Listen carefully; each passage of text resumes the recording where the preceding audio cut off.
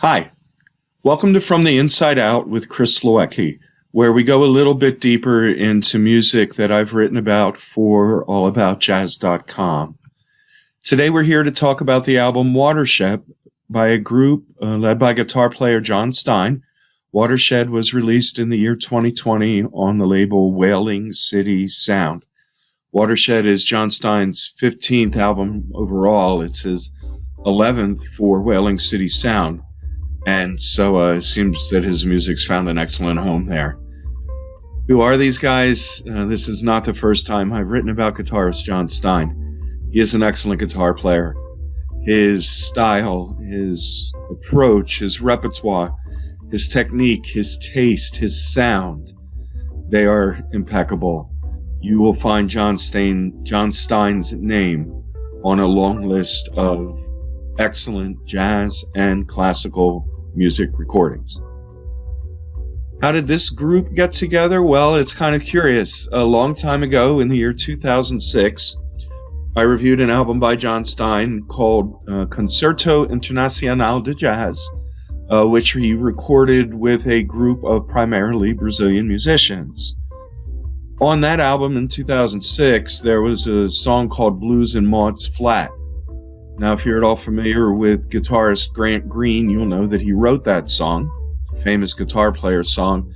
And that version on that album featured Stein in a guitar trio with a bass player named Frank Herzberg and a drummer named Zé Eduardo Nazario. My apologies. If you fast forward 15 years, this trio, along with pianist Daniel Graju, are the rhythm section for Stein on Watershed. So the same people that he recorded that blues 15 years ago, they are now the band on this album, Watershed. So what's the best track? Well, there's a lot of really good music on here, but I'm going to pick the last song.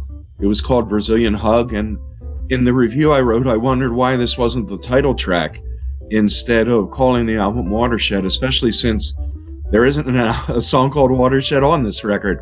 So I wrote a really nice line about this song, and John Stein must have liked it because he posted it on his website. So my take on the song Brazilian Hug was this. It's warm and sunny and bright and comfortable, and it explains in 5 minutes everything that's good about this set with dexterity and grace. It just sounds so happy and warm and bright and proper, the sound of everything fitting into place just right. What else is good? Well, there's a really sweet version of A Taste of Honey on this set. It's a great song from the 60s, kind of smooth jazz pop. Really cool version on this set. John Stein kind of takes it into Kenny Burrell blues territory. It's just a great take on a great pop song.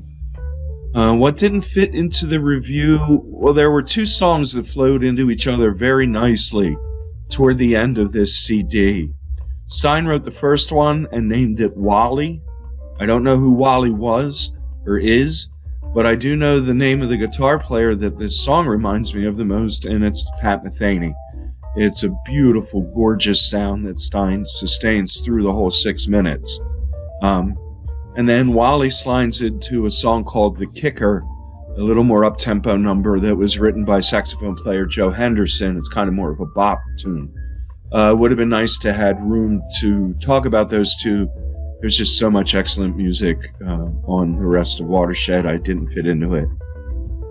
So hey, thanks for watching. Thanks for listening. You can read my complete review of Watershed if you click in the video link that's below.